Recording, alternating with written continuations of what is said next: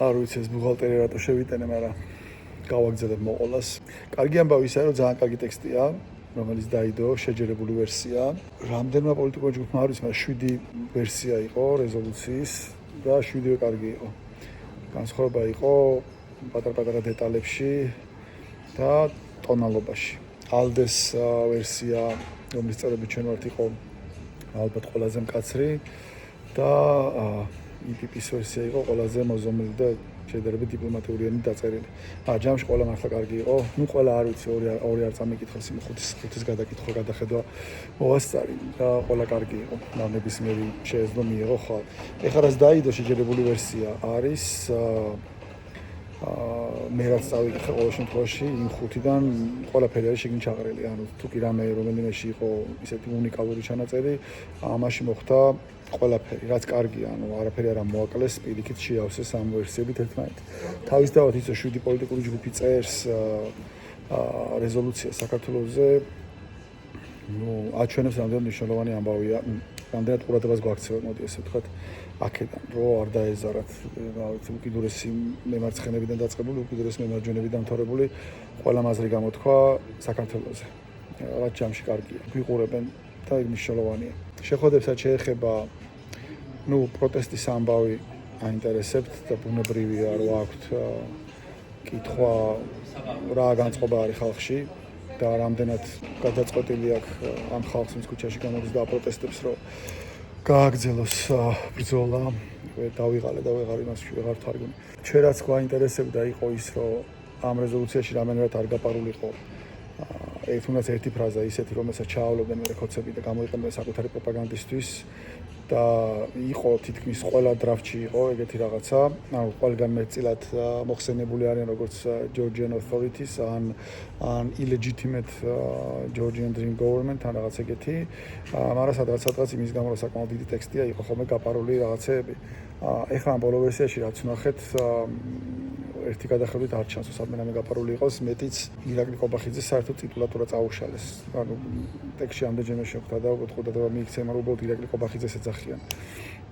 შეიძლება პირდაპირ ირაკლი დაეძახათ ყობახიძის გარეშეც და მოუხსნეს საერთოდ, ანუ არაფერს არ უწერენ წინ ვინ არის რა არის. ერთი ამბავი იყო რასაც ჩვენ ვიყავით ჩართულები, მეორე ამბავი იყო რომ პოლიტპატიურების გათავისუფლება ყოფილიყო გასაგებად და მკვეთრად ჩაწერილი და ეგეც არის, მათ შორის მზიან აღობლის кейსიც ყოფილიყო აღნიშნული და ეგეც არის.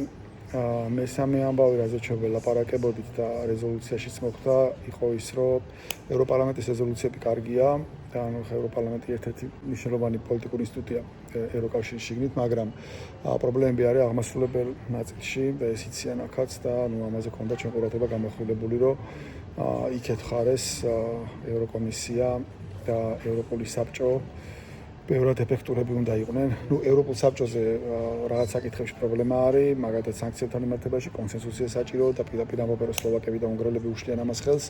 ამიტომ რეზოლუციაში ჩაიწერა რომ ამის გვერდის ავლა მოხდეს და ბალტიის ქვეყნების მაგალითი გამოიყენოს სხვა ქვეყნებმა, ჯამში 25 ქვეყანაა, იმას თუ გამოვაკლებთ და ინდივიდუალურად დაუწესონ სანქციები. ხო, დანარჩენი რაც ვაკეთებდით, ეგ იყო რომ თვითონ მათ ჰქონდათ იდეას ჩვენ მაგიტო გთხოვეს ჩამოსვლა როგორც ჩანს რომ რაღაცა fact checking-ს ვაკეთებდით, ანუ ძალიან ვრცელი ტექსტია და ბევრი ინფორმაცია და ინტერესებდა ერთ ჩვენ არ მოვესმინეთ რა ხდება, როგორ ხდება და მეორე რაღაცები გადაემოწმებინათ რომ ნამდვილად ესეა თუ არა, ნამდვილად ისეა თუ არა, ესეა ის რაღაცა და ეგ ამბავი იყო. ჯამში კაი შეხვედრები იყო, განწყობებიც აქ ევროპარლამენტში კარგია, ხვალ ნახოთ, რამხელა მხარდაჭერა იქნება მას, თუმცა ჩვენ რასაც ვუყურებთ და რაც ჩანდა ამ 7 დრაფტიდან არის ის, რომ ზოგადად კონსენსუსია შეფასებასთან დაკავშირებით რა ხდება ქვეყანაში და მეტწილად აქ კონსენსუსია იმასთან დაკავშირებით, რომ ევროკავშირმა ხელთარსებული ყველა ბერკეტები უნდა გამოიყენოს ქოცებზე ზეწოლისთვის.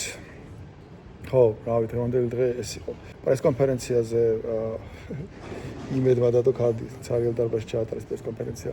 ჯერ ცარიელი არ იყო, ხალხი იჯდა, მაგრამ ეგ დარბაზი არის სუდაკავებული. ამიტომ ჩვენ რაც გთხოვეს იყო ის, რომ 9 საათი გვექნებოდა დრო, ლიგის რამდენიმე ევროპარლამენტის წევრს უნდა სიტყვით გამოსვლა და 3 დადგა ჩვენთან ერთად.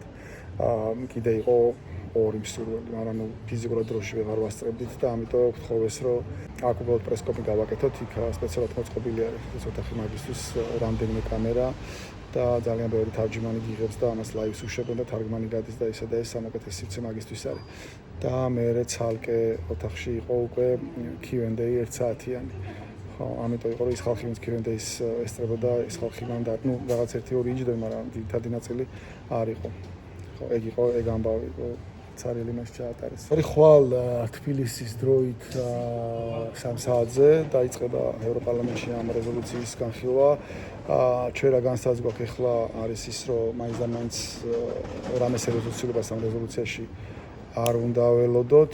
ერთადერთი თემა, რომელიც განიხილებოდა, იქ ერთი პარაგრაფი არის, სადაც პიტაპი გვარები და სახელებია ჩამოწერილი დასასანქცირებელი ხალხისგან, რაღაც მაგ სიაზე იყო განხილვა, რომ ვიღაცები აკლია, ვიღაცები მისამატებელია, ისა, მაგრამ მანდაც ალბათ არ მოხდება ცვლილება. მე რა განსაზღვრა არის ის, რომ ეს არის შეჯერებული უკვე ვერსია ამ პოლიტიკურ ჯგუფებს შორის და ამიტომ მე მგონი მანდაც ცვლილებას აღარ შეიტანენ, თორე ხო იქ მისამატებელები კი არიან. ვიღაცები. დანარჩენი ხვალ ნახოთ სესიაზე რა იქნება, გავა ძალიან მაღალი ალბათობით, რამხელა ხარდაჭერა იქნება, მაგას ნახავთ და ჩემში კარგი რეზოლუცია. წავით.